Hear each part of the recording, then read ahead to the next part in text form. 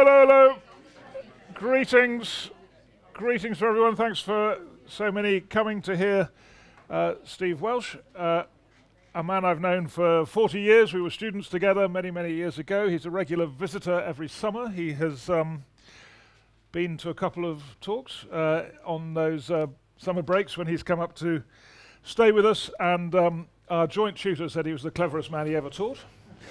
And he has written a book in 2013 called Hyperdemocracy, which predicted a lot of, explained a lot of what's happened with the distrust of journalists, of course, but judges, politicians, and now even scientists, even vaccine science, very well-established science now being challenged and distrusted by people who live in this post-truth world that they've managed to create for themselves. And Steve was basically writing about this 15 years ago, explaining the threats as he saw it to our democracy and understanding of how to organize society. So he's been well ahead of the game on all of this stuff. And we're very lucky to have him here to help explain why he managed to spot 15 years ago what's happening so self-evidently today. So over to you.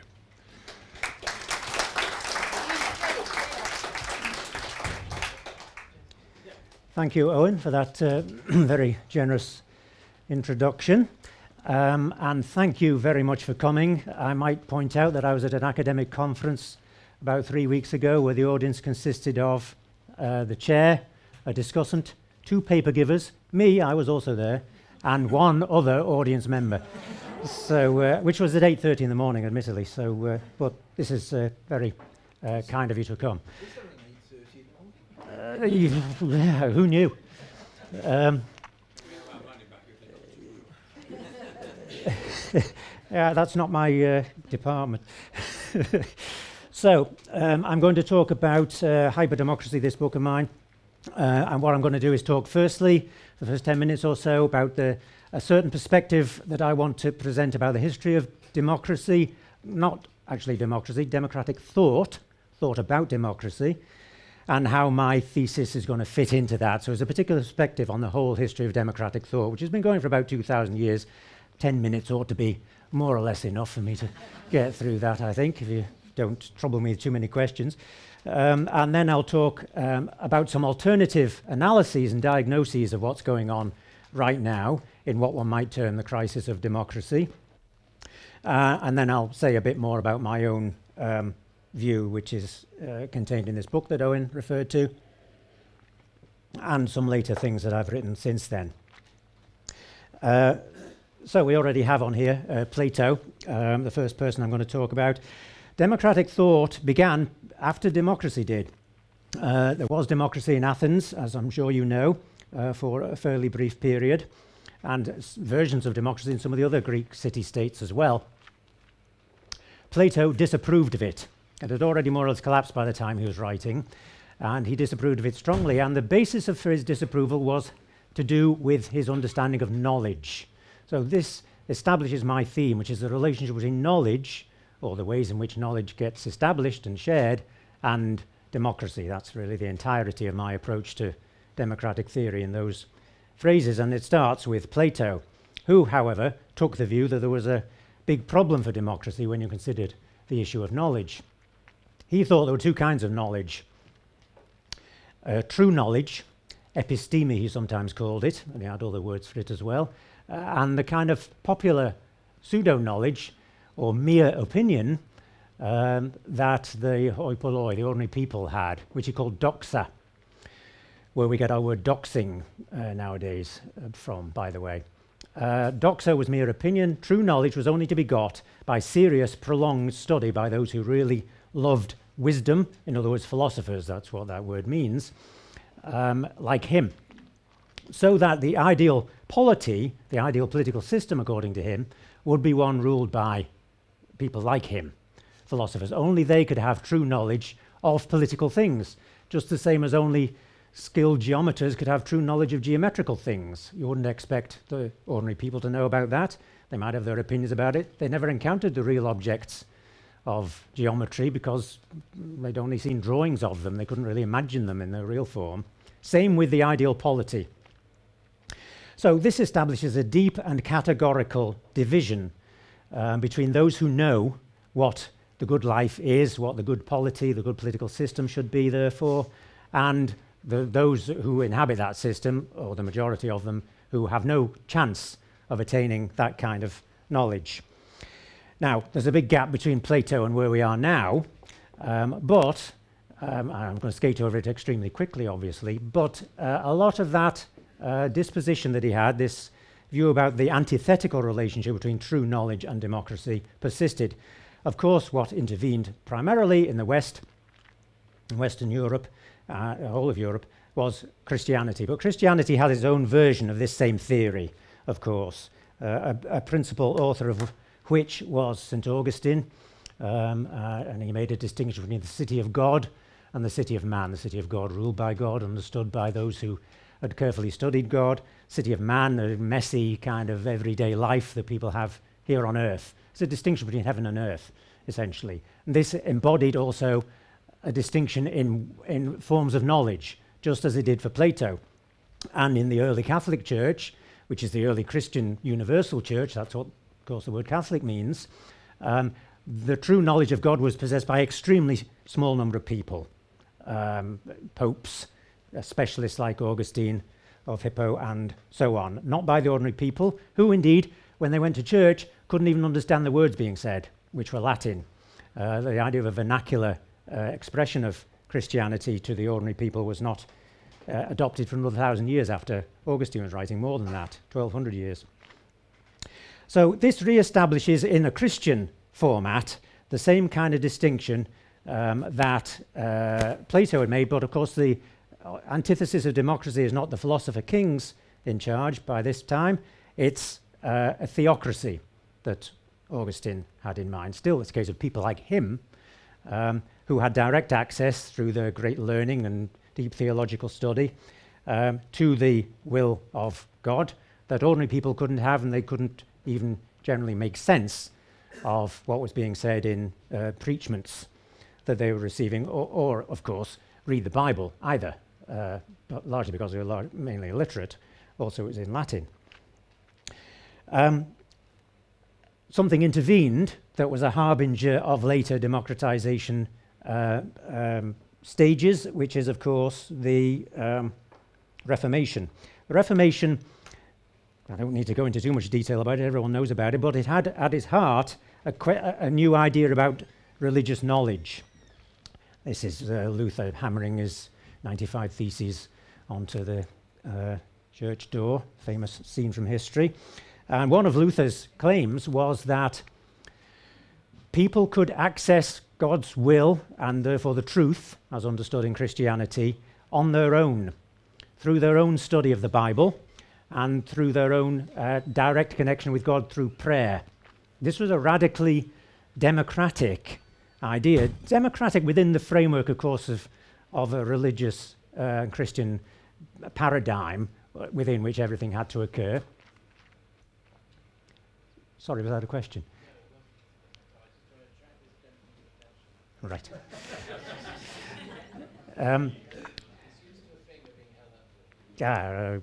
Sure he is. This democratized within the framework of Christianity, the paradigm of Christianity, and made it possible, once the Reformation got underway, for ordinary people to have access to the Word of God and so on, among other means by the translation of the Bible into vernacular languages, local languages. The Catholic Church did take quite a long time to catch up with the transition of church services into vernacular languages, mind you. In fact, it didn't happen until the 1960s. But the Protestant churches were somewhat ahead of that particular game. I think my time just went off. All right. So this brings us up to a bit closer to our time frame that we're now in, by beginning to democratize this large framework of knowledge that Christianity had provided. But implicit in this idea that people could study the Bible for themselves and then thereby in principle partake in self-government within a church, which is a democratizing idea, even though it didn't immediately lead to democracy, could be generalized beyond the confines of Christianity, and it was most famously by John Stuart Mill, most famously in the English-speaking sphere, at any rate, 19th century liberal thinker, who essentially claimed that, as this quotation from him that I put up here says, I'm not going to read it out, you can read it yourself if you like, that as people get better educated, which they will as society is industrialized and modernized, because they would be required to have better education in order for the economy to work in the developing 19th century world, they would seek for themselves and demand for themselves and increasingly have the capacity to participate in the rule of society. That is to say, it will create the conditions in which democracy will become possible. This overcomes the categorical division that Plato has established, the sort of inevitable fact that the philosophers and the ordinary people are not going to be on the same kind of playing field when it comes to political knowledge, and suggests, well, they may not be now, but as they get educated, Mill thought, they will have the capacity to do this. This is part of the reason why he was okay with English or British colonialism, because he thought this had a tutorial kind of role. The local populations were not yet ready to be democrats, but they would eventually be, he thought. He wasn't particularly progressive in that idea, but at least he did imagine a future possibility. He wasn't making a categorical exclusion, as he didn't either in the case of women, by the way, about whose options to participate he was much more progressive than almost anybody else writing in his time frame. So this is the foundation of what came to be called modernization theory. The theory that the modernization of society would itself bring about demands for democracy as well as capacity for democracy at the same time, overcoming this exclusion. And this carried on being a predominant theoretical view right through the 20th century, and to a large extent, although academics started debating it quite a lot as soon as the First World War broke out, but still a dominant view right up until quite recently. And here's an expression of it, a theory of what's called cognitive mobilization. Here's a less well-known character, Russell Dalton. He's an American political scientist, but he expressed this view that's perhaps slightly more difficult to read. It's not quite as big as I hoped it would be. But he said that education would make people, two things, the growth of education and the spread of access to information, or what he called an information explosion, would make it more possible for people to participate in democracy and make it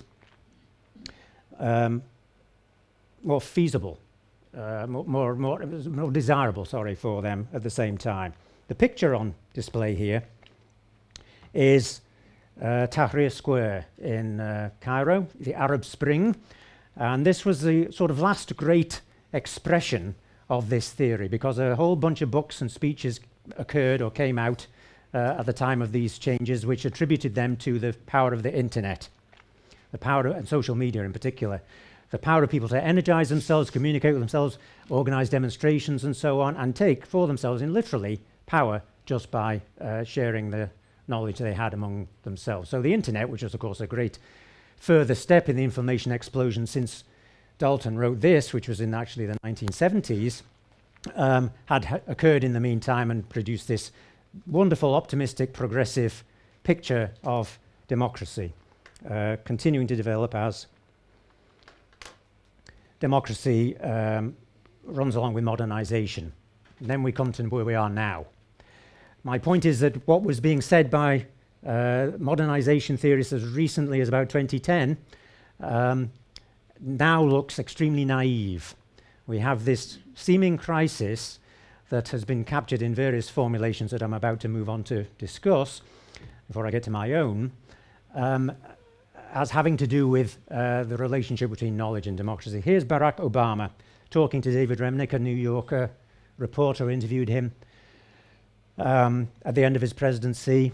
I think I will read this out. Ideally, in a democracy, everybody would agree that climate change is a consequence of man-made behavior. Coming to the end, that was all the good things that happened when you could agree on it. But you'd argue about means. There was a baseline of facts we could all work off of, he said. And now we just don't have that. This is undoubtedly an oversimplification of how politics used to work. It wasn't always the case that what the scientists said would go. Sometimes there were debates about that as well. But here, nevertheless, climate change is a kind of rather signal and salutary case, because it's one where there's a very high degree of consensus among scientists. There's not very much scientific debate about it at all, yet there's plenty of public debate. And a lot of this public debate seems to be occurring precisely through the mechanisms and the means that were advertised, and even quite recently, a mere 15 years ago, as being always conducive to democracy. And in fact, it is democracy. I don't want to say it's not democracy, but it's nevertheless problematic for democracy at the same time, which is the essence of my view of the matter. Let's look at the existing literature on this subject. I mean, I'll just give you a very brief survey of what I think are the two principal categories in which academics, and a lot of commentators as well, commentators first, academics very much second, several years difference between the two, is a common pattern, and this happened in the case of post-truth. The post-truth literature began to appear in 2017, and the term was Oxford Dictionary's Word of the Year 2016. This is how they defined it: relating to or denoting circumstances where objective facts are less influential, shaping political debate or public opinion than appeals to emotion and personal belief. It's a problematic definition because it seems to suggest that the personal belief is bad and objective facts are good, but the reality is, no one ever applies any objective facts, in politics without making them their beliefs first. Personal beliefs are always part of the process. The question is how people get them. That has changed, and that's become more complicated and more contested. Anyway, a vast literature quickly emerged, mainly of a journalistic flavour, but some academics are also on the list of things here, and this is a small sampling of the literature, by the way. It just happens to be things I've read, but there's lots more books with post-truth either in the title or as the subject, or both. Still suffering, though, from this definitional problem. A lot of them are sort of challenging the definition and finding it problematic. Apart from this personal beliefs thing that the definition in Oxford dictionaries got wrong, there's also the term itself, post-truth. It immediately excites all sorts of philosophical objections. How can you even assert that there is post-truth without claiming some truthfulness in your own statement? These immediately get you into self-contradictions. These are the kind of thing philosophers love to get their teeth into. It could have been addressed rather less wastefully of people's time in doing that kind of debate by calling it something else. It's not actually post-truth. And of course, Kellyanne Conway, Trump's famous alternative facts promoter, when the debate was out about his inauguration crowd, people have alternative facts. She wasn't denying facts. She liked facts. She just wanted her facts. The same goes for truth. So no one has decided they don't want truth. Some postmodern philosophers might have, but Trump isn't reading those, and Kellyanne Conway wasn't either.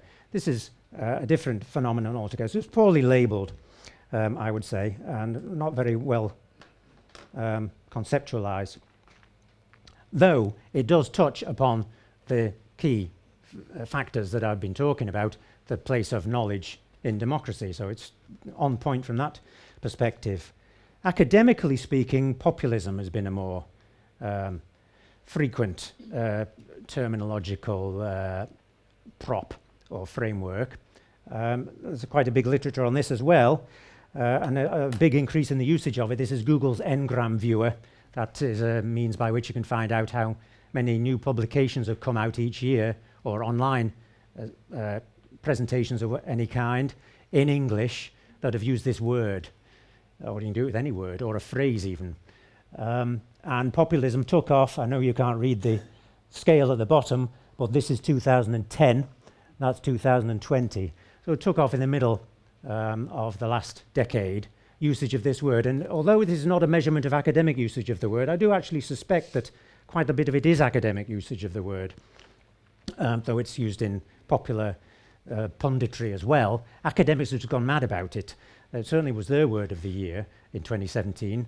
not officially designated that, of course, it's a big literature.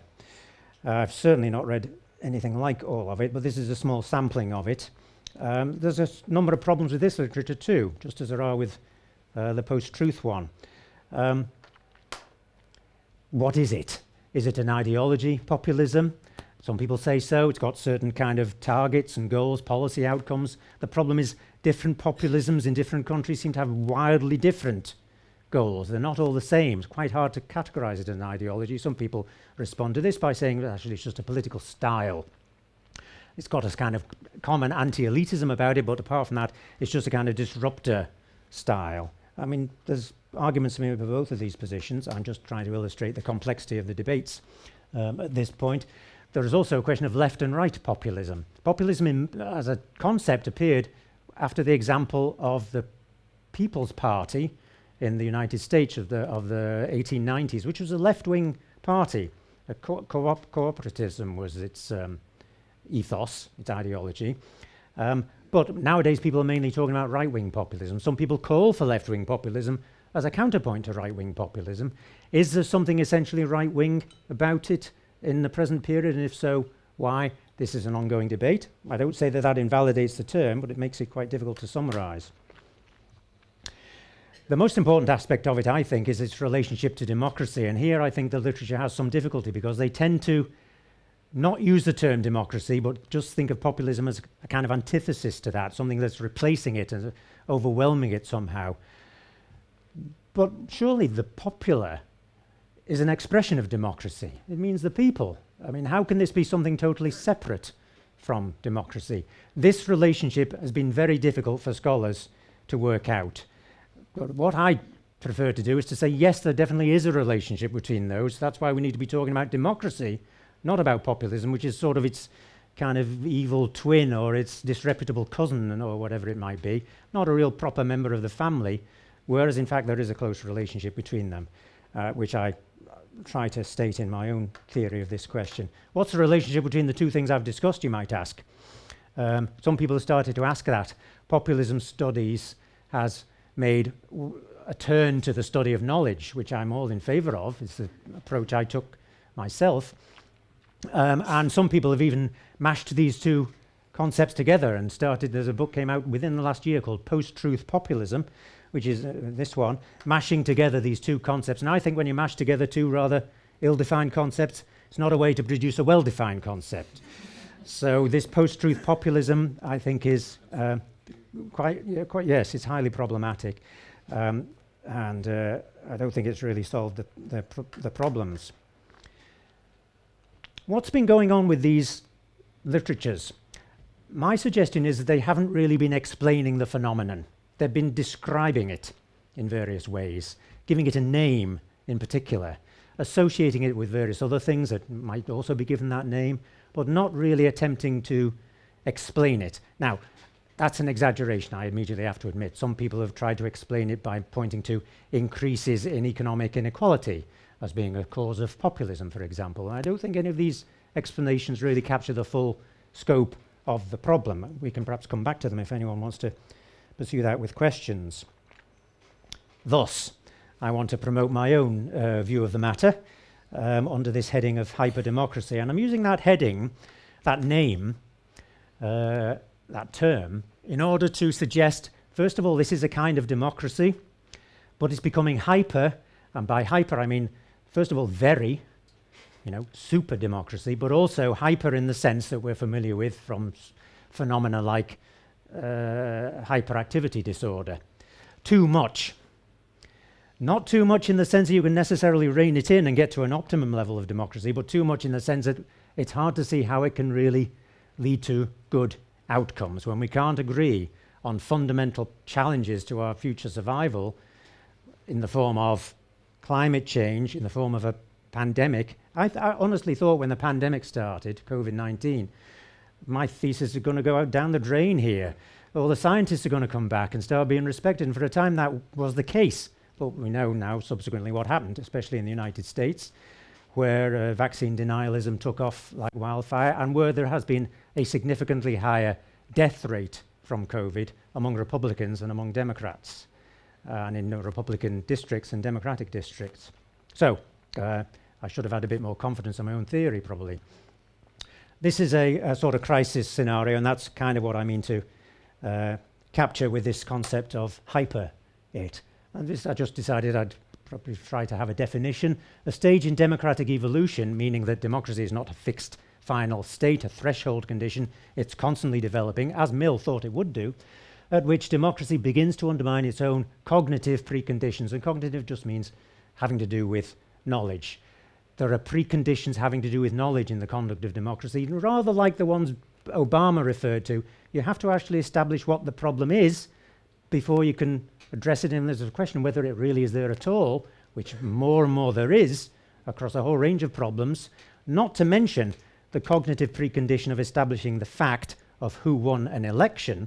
That's a precondition of democracy as well. If agreement can't be reached on that, you really have very fundamental problems, and they have those problems in the United States. It couldn't, on January the 6th, 2020, have been more obvious. 2021, sorry.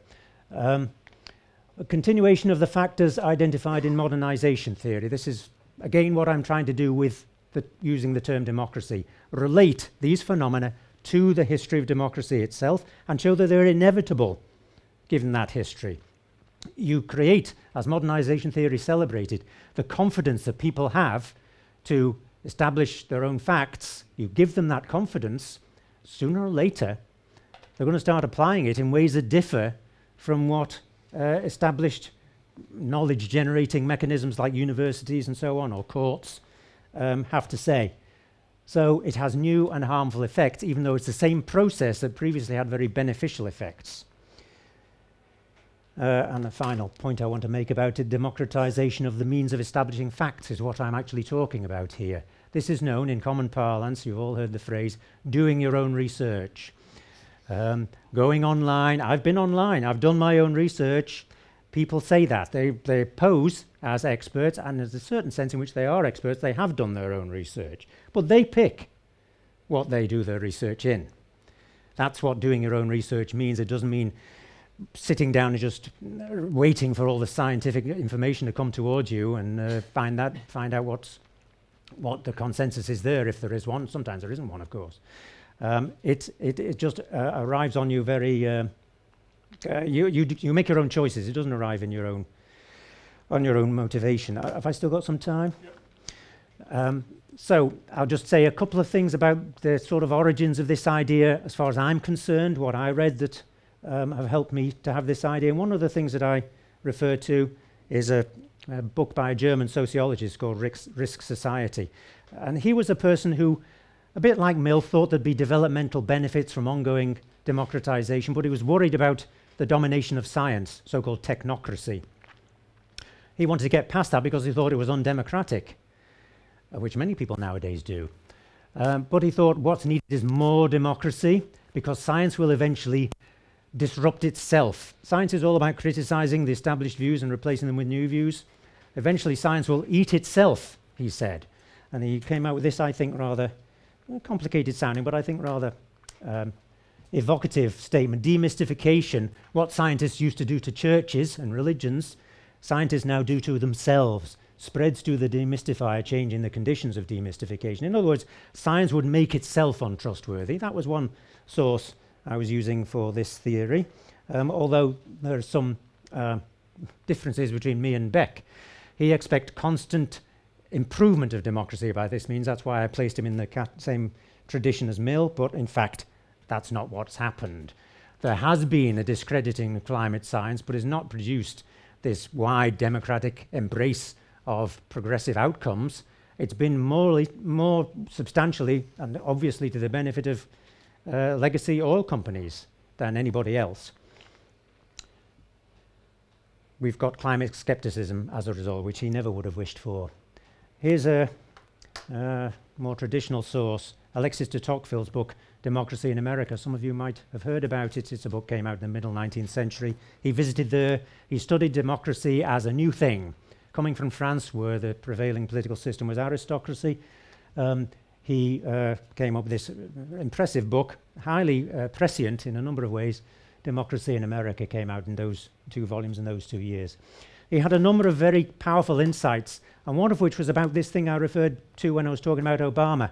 It's not a question of what's objectively true. What we need to look at is the mechanisms that create the impression of truth, the acceptance of factuality, which are sociological and political mechanisms, and that's what they have to be, because you want to spread these things, ideally in the ideal scenario, to the population as a whole. So he had some penetrating thoughts on that, didn't develop them entirely to the full extent.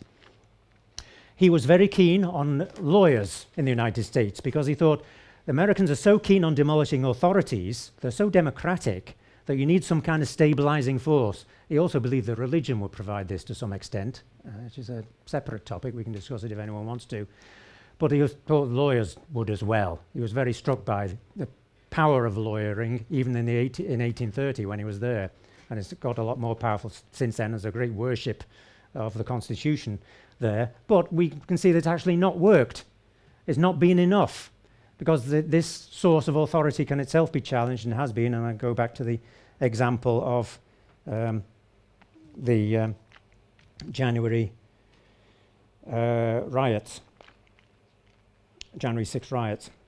Finally, he said this. Now, this is my favorite phrase of his, which I've used in a couple of papers. Equality, and by this he doesn't, by the way, mean equality that everyone is equal in wealth in the United States.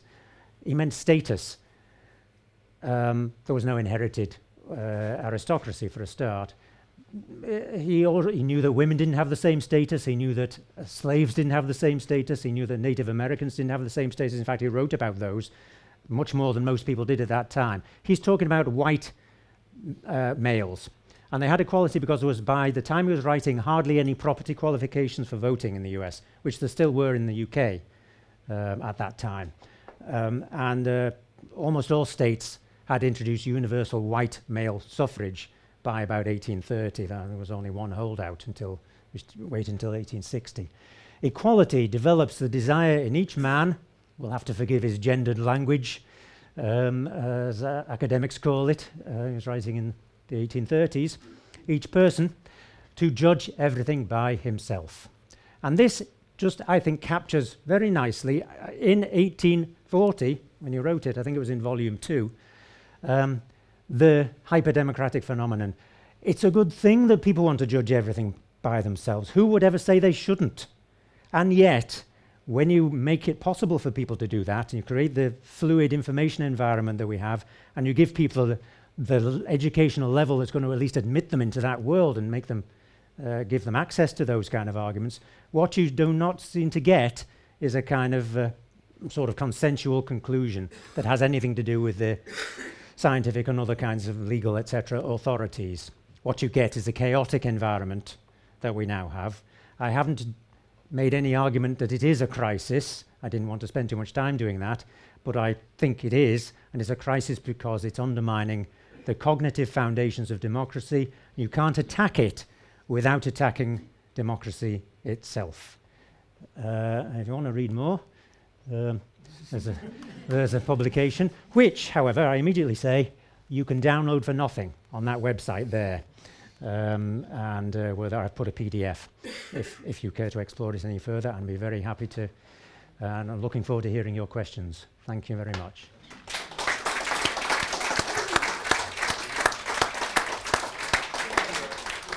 So thank you very much for a talk that involves so much reading on so many different periods of democratic history. It's really, it is only someone who has spent their whole lives reading that could manage to cover such a broad scope. I mean, nowadays, academics get narrower and narrower and narrower in their research fields down to the tiniest aspects of science or politics, but you've done the opposite with this very, very broad sweep. So just to sort of clarify a few things, I'm just going to ask you a few questions. So do you, I mean, could you explain why you think hyperdemocracy, this over-democratization of knowledge leading to bad outcomes, is more advanced in the US than in Europe? Why has that happened in the US more than here? I mean, it's happening here, but why are we behind?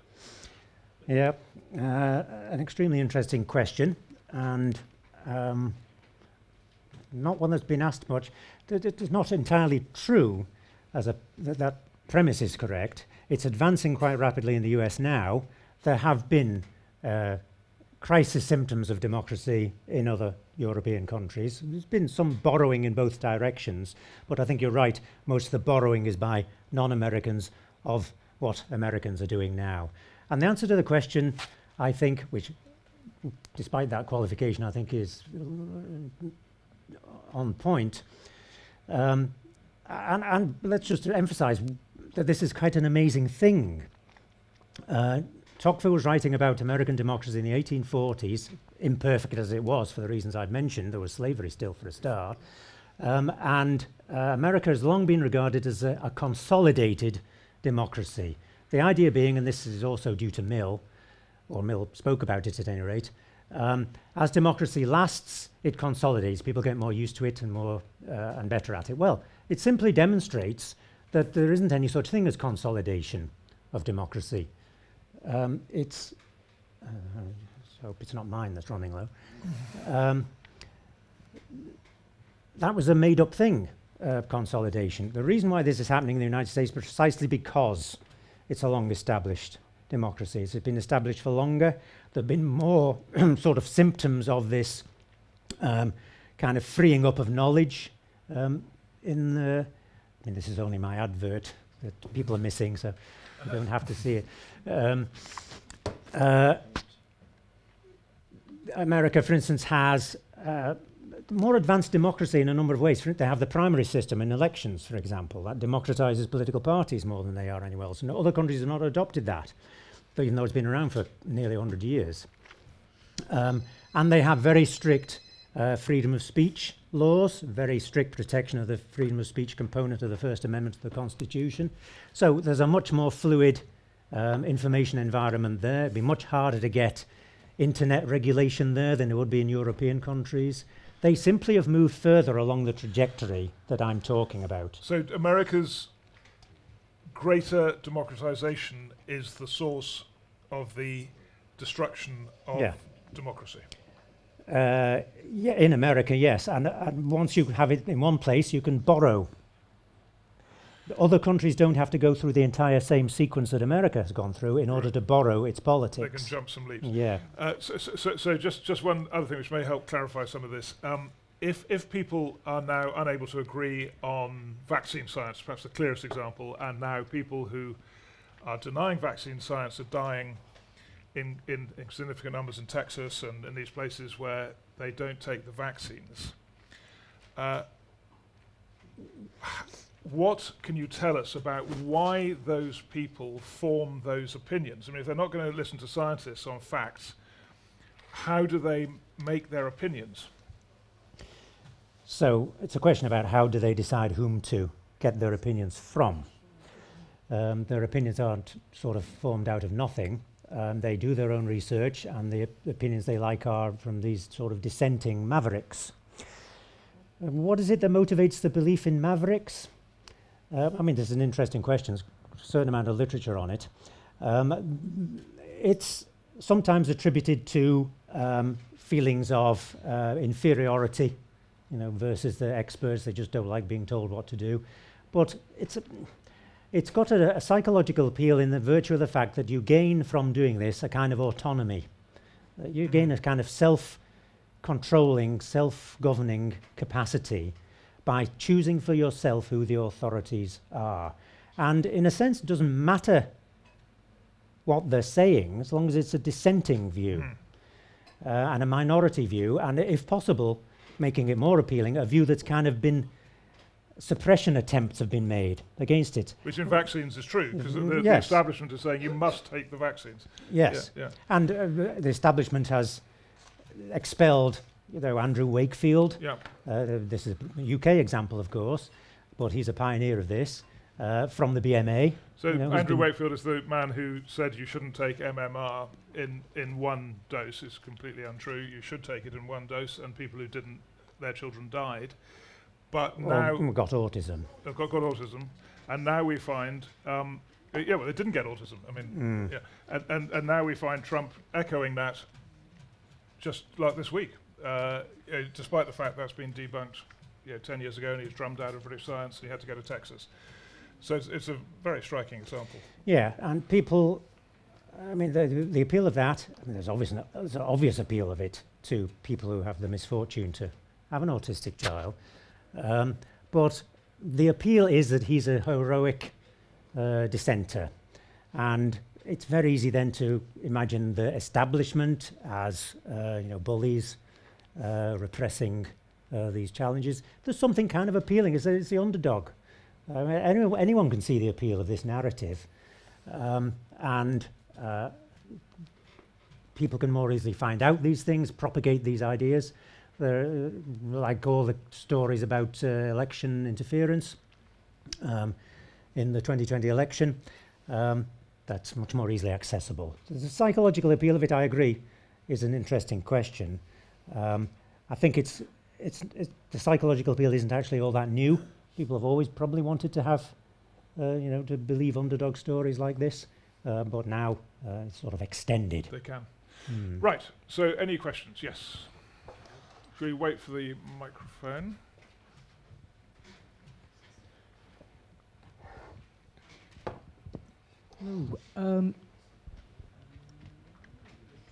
Hello? Yep, we got you. Excellent. So I'm wondering if we necessarily have the right object of study here, because as you pointed out, there's an issue of we have all of these vague phenomena of left populism, right populism, and the epistemic issues with anti-science stuff. Those being all kind of commingled, and we're trying to figure that out. But I almost wonder if you're still kind of presuming that is the object of our study, whereas it strikes me that maybe you need to kind of turn the camera around and think of those as kind of diverse responses to something else that has gone wrong, and figure out what that is. So for example, I might be tempted to say that for example, a lot of the animus towards expertise, and I'm saying this as a definitely a team academy, team vaccines and team climate change is real, is that it has been exploited on terms relying on faith in expertise and faith in the academy by various kind of but by the ascendancy of economics academics in terms of defining public policy, and especially in America, this might be partly the difference between America and here, as alluded to before.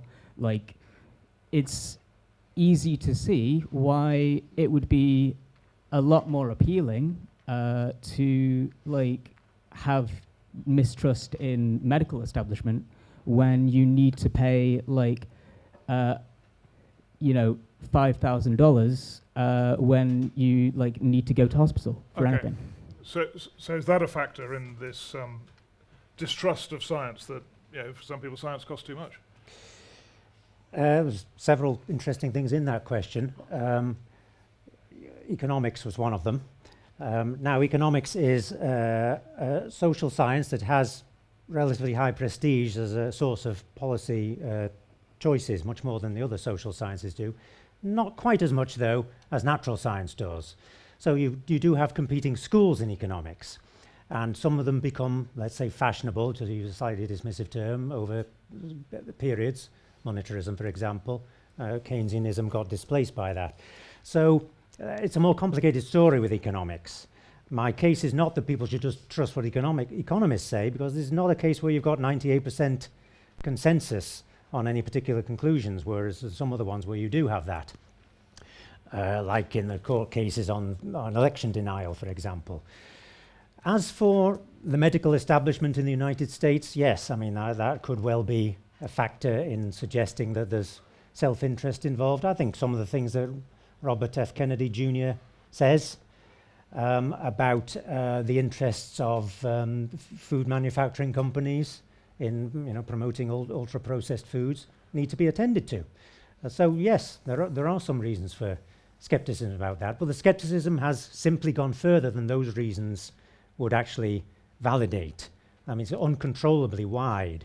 Oh, I completely agree. I just think like maybe like what's causal is rather than viewing the masses as having like gone bad in like kind of confusing ways.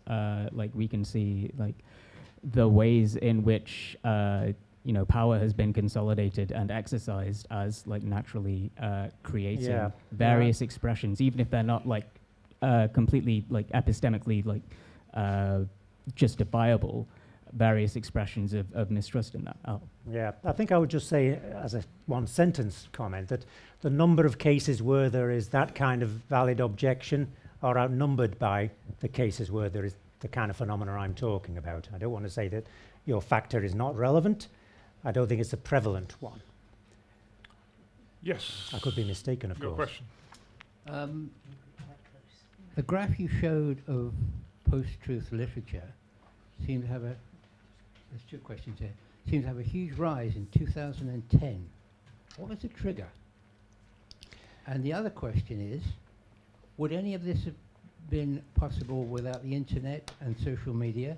And what would Marshall McLuhan have to say about all this?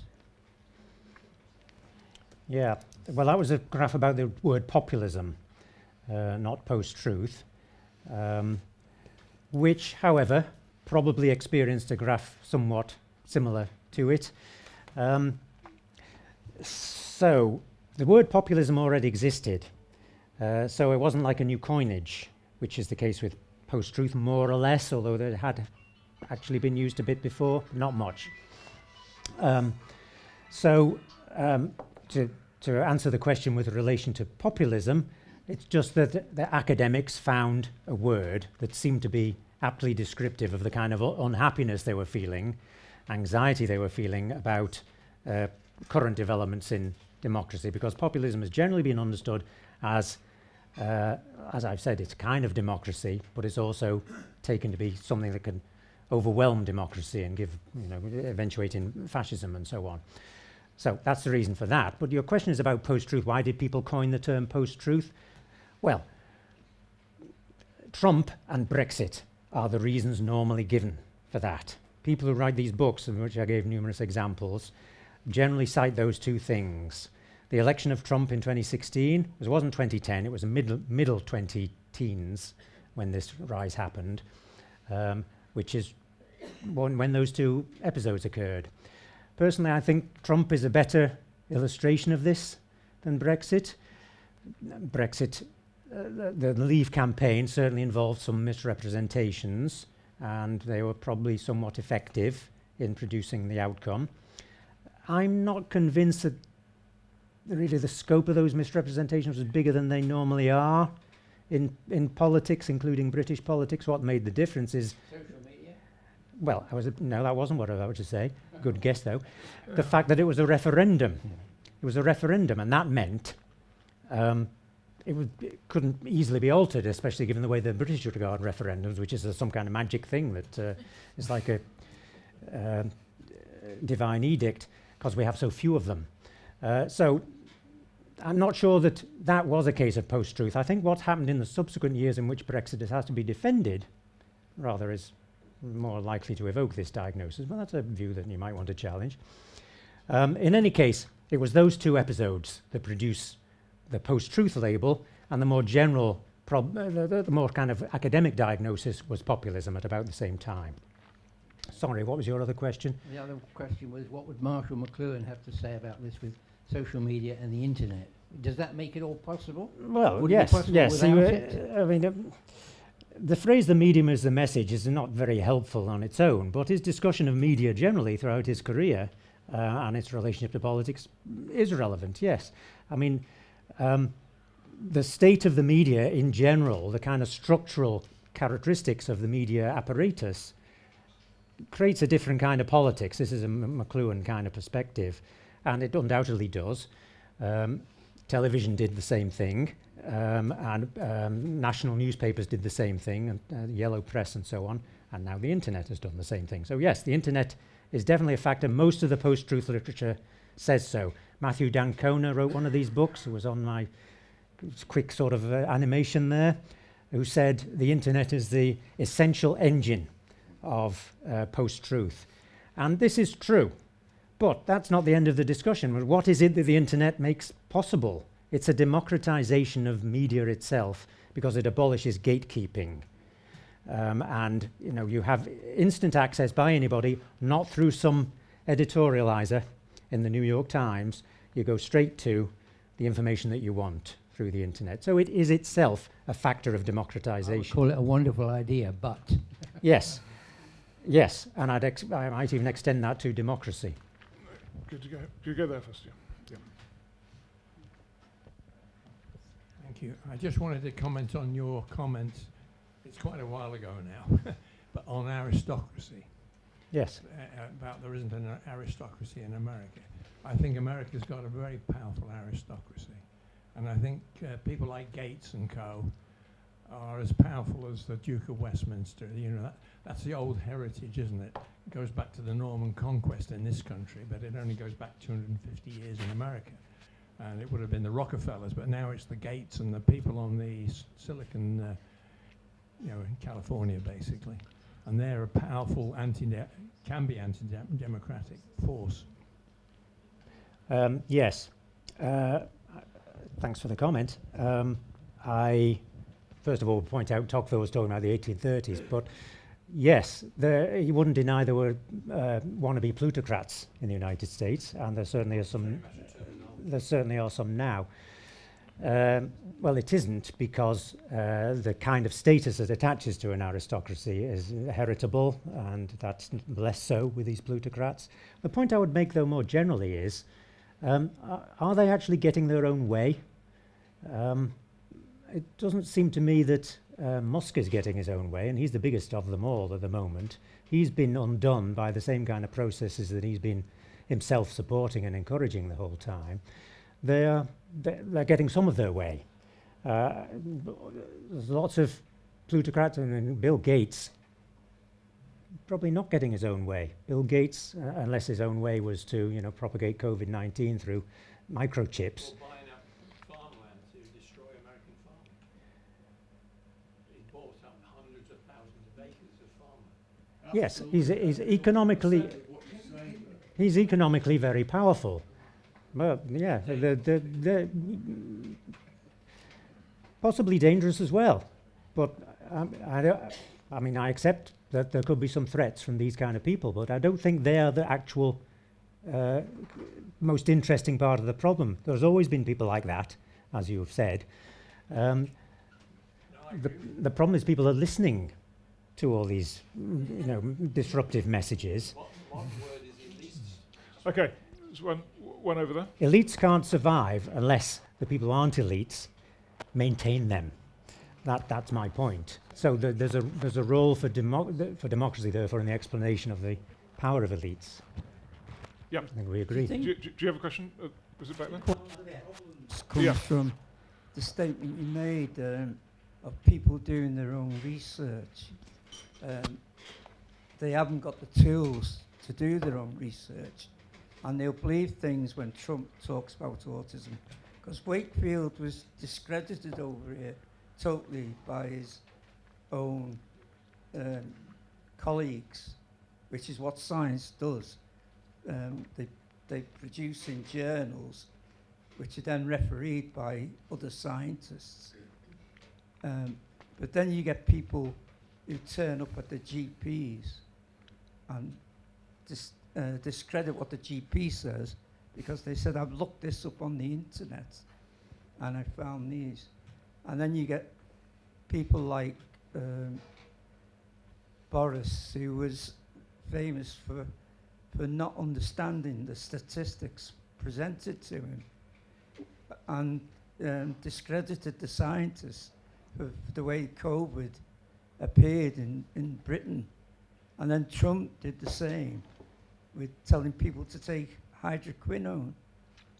So you're getting these popular people with very large majorities who are going against people who spend an awful lot of time working hard in the field to work properly and have it credited by the other people in the field, rather than just standing up on the stage and saying, if you take hydroquinone, it will cure COVID.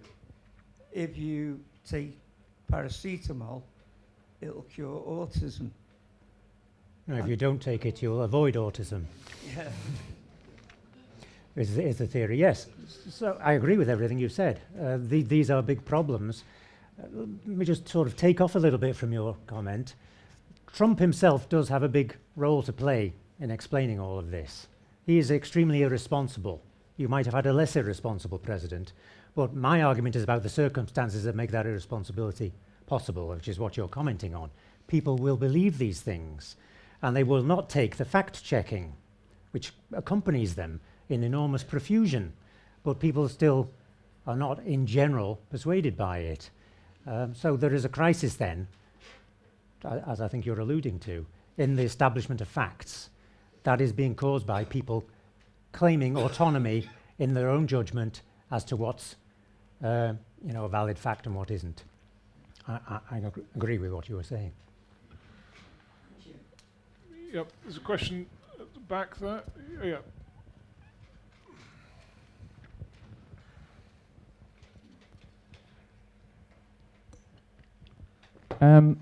Just to carry on, you were talking about the causation of it before and touching on corruption.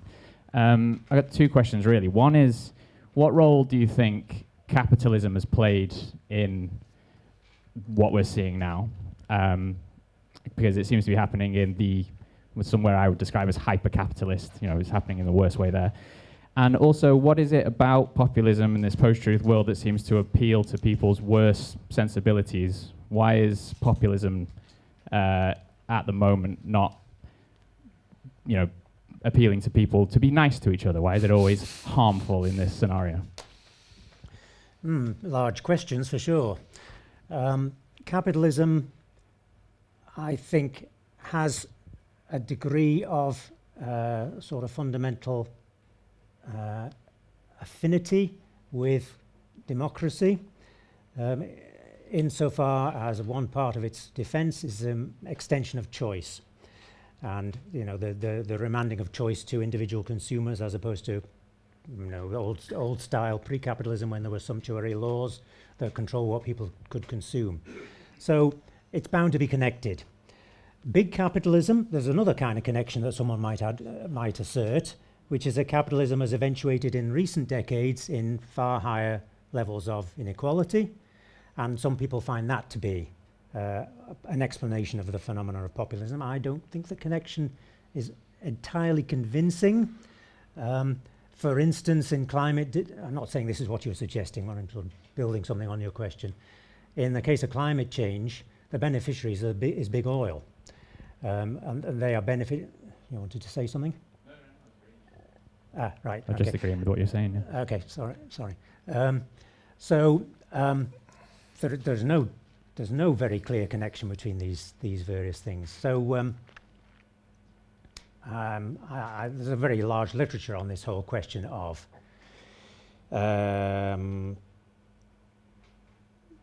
inequality and populism, and there are some kind of correlations between them, but there are big discorrelations as well, such as I was just suggesting. We've got capitalism, though. Irrespective of what kind of conclusions you might draw about that, there's not much market for any kind of non-capitalist economic organization. So we're going to have to deal with it, and we have to be able to establish some facts about capitalism in order to do so. So we're kind of disabled from proceeding very far with that. Why do people populists seem to favour, unpleasant exclusionary policies and such like? Well, interesting question. There's research that it's easier to evoke hostile emotions psychologically with various cues than warm and fuzzy ones. That just requires more work, whereas you can evoke hostile emotions more easily. I think of all the films that you've seen where some horrible gang persecutes innocent, wholesome family and the family member enacts revenge on them. That is a powerful story that we see all over our narratives, and that's because it taps into something quite powerful. We respond to that vengeance, these are the bad guys, I'm going after them. Forget law and order, I'm just vigilantism is very appealing. So I think there's probably something in that.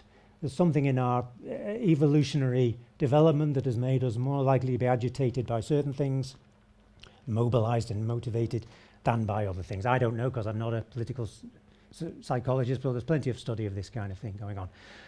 I'm sorry, I mistook the two of you when I made my remark about further questions, so I do beg your pardon. Thanks for your question. Yeah, you had a question, Can I Mark? ask a question? I wanted to say, Steve, what a fantastic talk, and really, really enjoyed it. Thank you.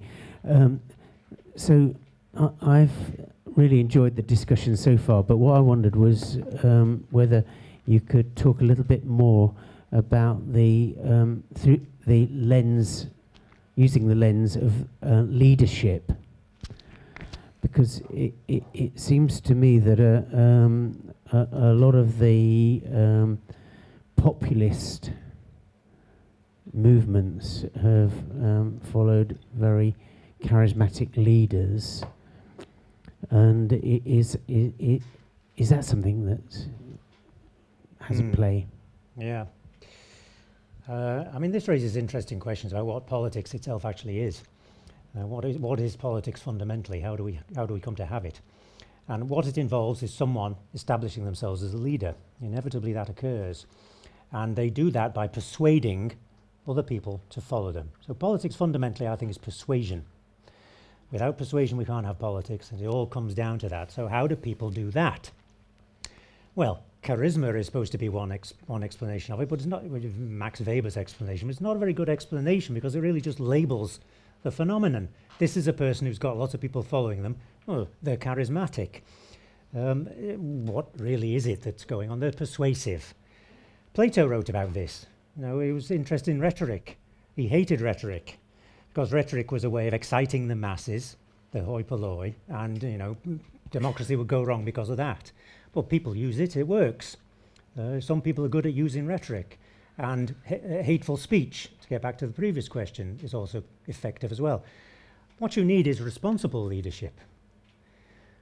Of course, that's what you need. Wouldn't it be nice if that always happened? Would you, could you actually ever have it? No, well, we have had responsible leadership from time to time, but when there's irresponsible leadership, it tends to breed more of the same. Because the argument of responsibility just looks so incredibly weak in comparison to it. So personal irresponsibility of political leadership is definitely a factor here. But my point has been in my talk to say that democratic theory, up until quite recently, has expected that discernment of the population to distinguish between the charlatan and the real beneficiary to increase.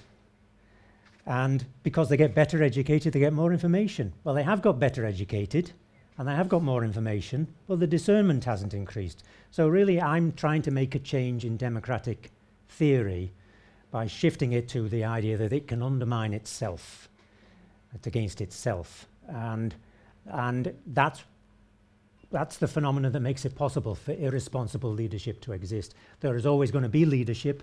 We'd like it to be responsible, but the people have to make it that way by voting for the responsible people, which they seem disinclined always to do. Yes. It's a very interesting question. Thank you very much for that lecture. It was wonderful. Thank you. Given so many ideas. But the one thing I want to ask is, what do you think are chances of a free and fair election in the future, given the example of what's happened in America, in Brazil, and with people like Farage who are very dominant, and I can't see them easily sitting back if an election, and also the infiltration of Russian people on the internet and that sort of thing. At the moment, we seem to have majority a paper election, which I think is more foolproof than the American style of chads and electronic voting and things like that. But what do you think are chances of a free and fair election in the future? Just before you answer that, I must say I'm currently doing some reporting on election security and so on, and the one thing we've got is paper ballots, and they are absolutely vital that we keep them. The electoral process is being manipulated in terms of the electoral register, in terms of the number of people who actually vote on the day, in terms of corrupt postal balloting. There are lots of challenges to it, but the one thing we've got is paper ballots. And the moment it goes digital, you cannot trust the result. And the results in America, I think, are manipulated, probably in some cases, not on a big scale, but I think that has happened. That machines have been corrupted and the vote numbers changed. And you cannot tell afterwards. And so the paper ballot that Britain has got is a very, very important thing for us. But I mean, that's a very minor point of the question. Yeah. What about the postal vote? Yes, I mean, I don't think that is a minor point. I was going to answer by saying you knew more about it than I do, but you preempted me. I think, to be honest, I think a more serious problem in the UK is the risk of a majority of people voting for the outcome that you wish to avoid, or at least a sufficiently large minority. And that is what my theory most directly addresses. Of course, there are always going to be efforts, although the frequency of them and the scale of them does seem to vary quite a lot, for incumbent parties or parties that can change things around to set things up to their own advantage. It's harder to do that in the UK, much harder, than although some efforts have been made with these ID laws, which disadvantage younger voters. It's harder to do that in the UK than it is in the US.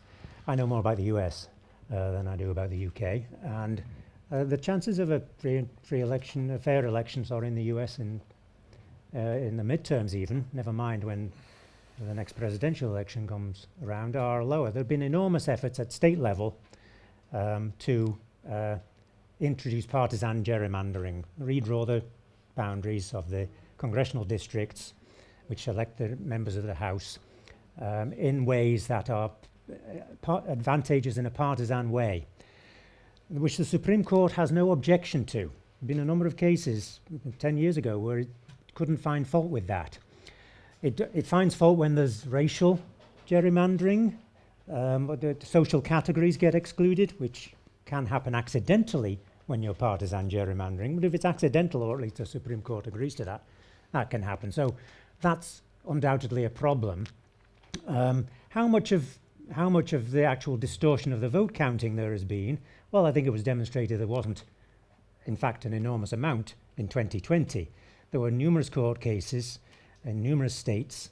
Actually, the counting of these has varied in different sources I've seen, but almost all of them found there wasn't any appreciable change in the vote by these shenanigans, to the extent that there were any shenanigans, and in a lot of cases there weren't any. So it's changes in the electoral boundaries, I think, that are the most problematic thing. And that's a big issue in the United States, because many, many states have their boundary drawing done by the state legislature, not by an independent commission, mostly Republican ones, in fact. And those are the ones that are causing a lot of this damage. So on top of that, there's the question of whether people will accept the result, supposing it is all completely fair, and the Trump supporting person, or Trump, as the case may be, I don't think it's super likely, but you never know, loses.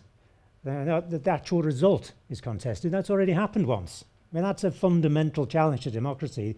The US politics is kind of going on as if that hadn't occurred. has kind of been factored in. So, I mean, that's a very big problem in the US. I think less one in the UK, but they can learn lessons as well. Thanks. Well, actually, that was my question, really, which was bearing in mind January the 6th and so on. Is the concept of democracy under threat in itself?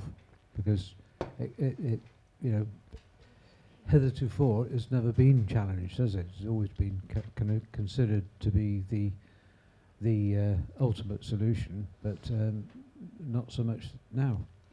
Well, yeah, I mean, those protesters weren't objecting to democracy, though. They wanted democracy. They just thought it had been interfered with. This same is true of Trump supporters now. I mean, they're not Democrats, of course, in the official party concept that exists in the US, but they think they're Democrats, and they're getting rid of the deep state is what you need to do if you're a Democrat, or like a pro-democracy person, I mean, by the word Democrat. So possibly that's always been the case with attacks on democracy. People have been, at least since the middle 19th century, when monarchism still had some kind of legs in it, but it doesn't anymore.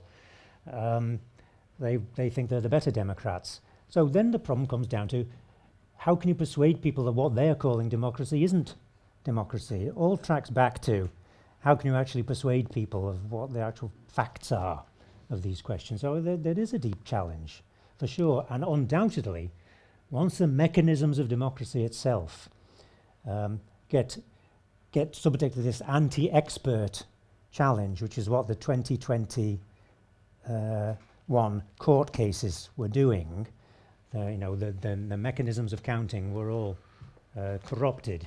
And no doubt, as Owen said, there's scope for that to happen with the technology that they use.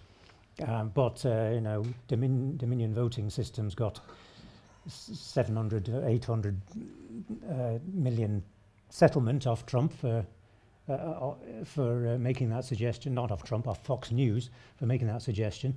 So that hasn't been exactly proven what kind of scope of interference can occur, but there's still a large number of people, 30% of the electorate, mostly Republicans, of course, almost all of them, still have some questions about the election, like that one, Trump's one. Of course, Trump's back in power and he's promoting the theft narrative again. So this is extremely dangerous, for sure. Okay, so what we might do is just wrap up with a few questions, because a few people got their hands up. We're getting short of time. So why don't we just have a few questions all at once? You can make a note of what they are. Yep. Right. Comment, really. One of the things about the disrespect of science is, and the questioning of doctors, thalidomide. Everybody was told that thalidomide was a safe drug, and people were questioning it, and they were told, no, shut up, you're stupid, we're doctors, we're clever, we know what we're doing, keep taking it, and look what happened. So that has put a great, and loads of other examples in Britain alone, make people worry about what they're putting into their bodies. Okay. Yep.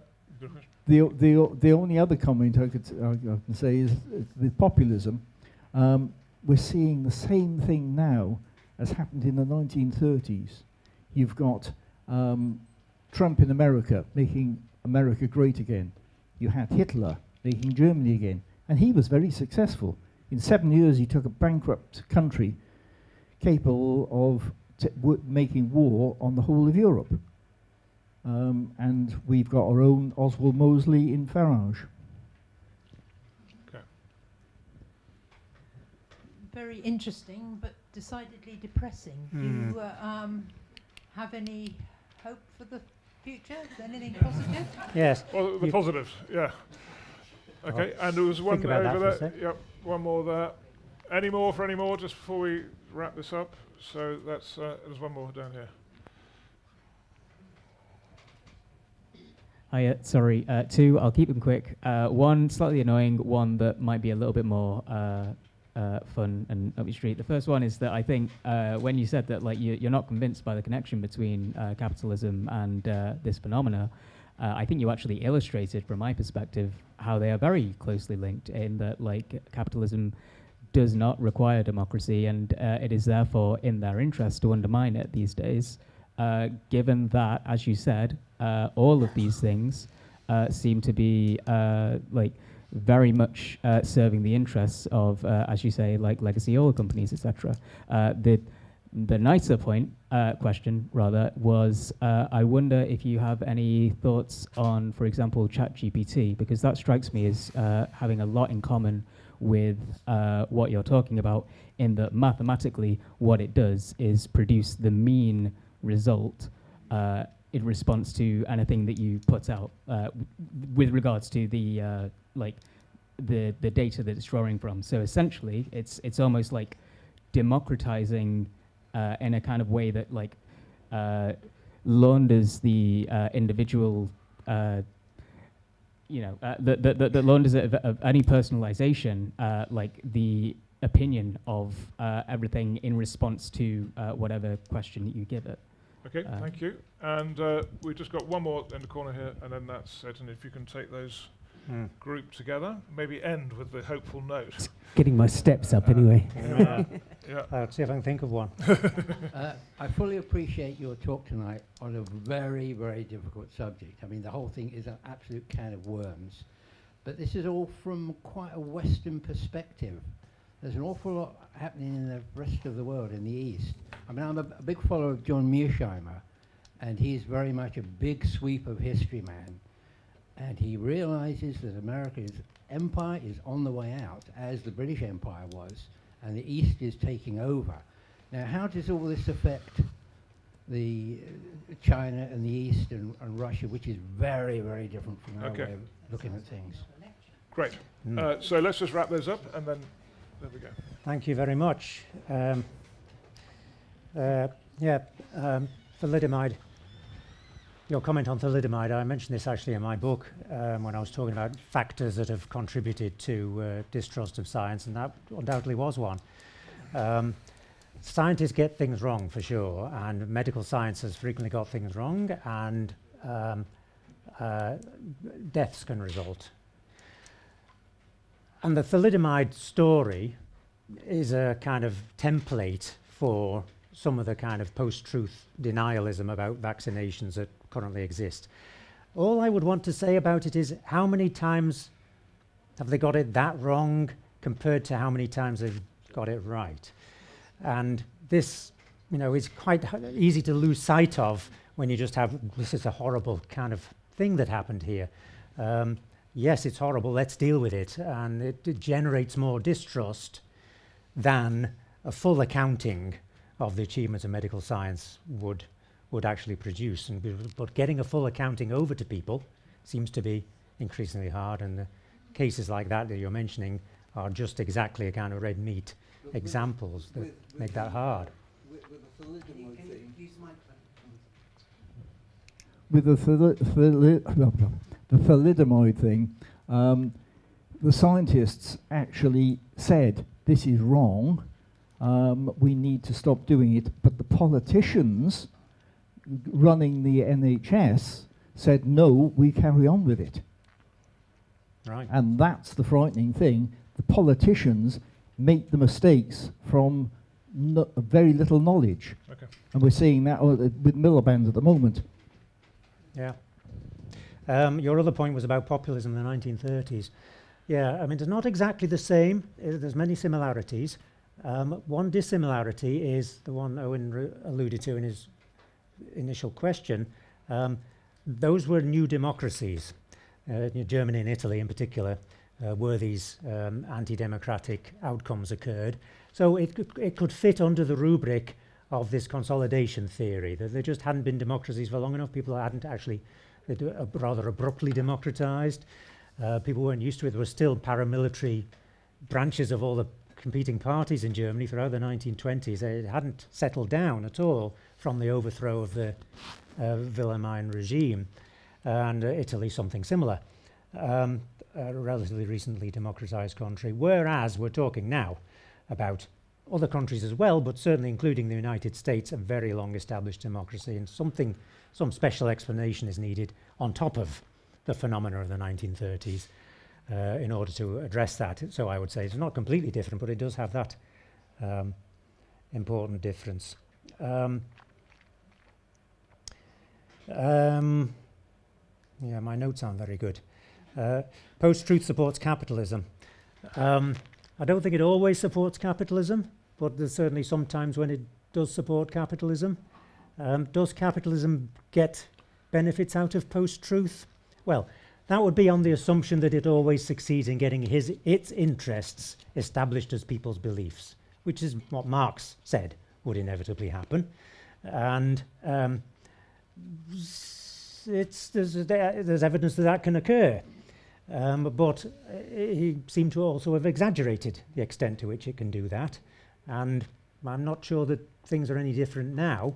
I mean, these mechanisms that are being used by people like Trump, Musk, are causing some damage, but other people can use those mechanisms as well. They don't have quite the same interest. I mean, it's just a big question that needs a lot more differentiated empirical study. I wouldn't reject any connection by any means. ChatGPT, yes. I mean, I don't know. I don't know what ChatGPT would have to say about this. ChatGPT as someone asked it to comment on my book on the subject, and it said some very nice things, but I think it was programmed to. It's taking an average, yes. An average might not be too bad, though. What we have now. At least it's read your book. Yeah, that's right. I mean, someone reminded it too. Sorry?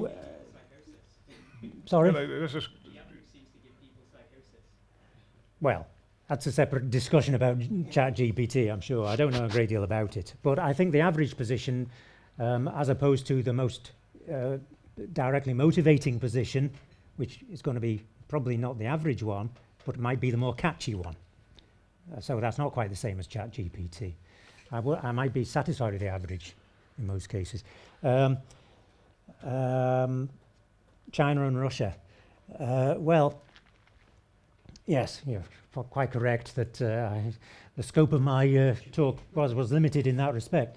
They seem to have, it may not be what you were suggesting, but it's certainly true that they have achieved some kind of control over these processes within their own countries, some kind of control and indeed exploitation of the internet in particular. And this is an interesting fact. I'm not sure they're going to be able to maintain it because the population is getting more educated all the time, and these pressures are going to continue to go. But they've done pretty well at holding on to power, and they've done quite well at infiltrating through the open gateways that exist into Western politics by these means. I'm not super keen on the Mearsheimer level of analysis that they've always got some empire that's got to be in charge. I think a more chaotic future is more likely rather than that, bringing me to the sad prospects of the future.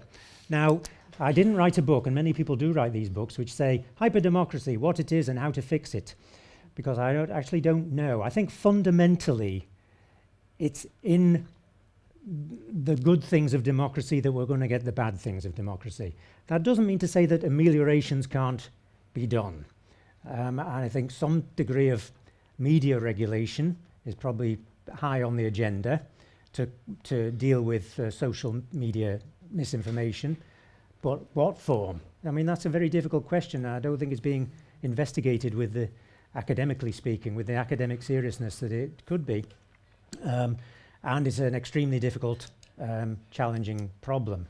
In the long run, I would say this: a fascist takeover under these post-truth conditions wouldn't last as long as historically they have done, which is at least, I think, there we go. At least a little bit reassuring. They'd be subject to the same erosions that currently exist. I mean, but they wouldn't be able to control it. So I think the future is, as I just suggested, a bit more chaotic rather than some new horror taking permanent control. There's going to be probably episodes of that in some places, and then people will realize it's all horrible, and there'll be a period of retrenchment and trust in some responsible leader. I hope that at least there'll be some periods of responsible leadership in our future, not a total absence of them and a permanent dictatorship. That's my actual view. Thanks for your question. Thank you very much indeed.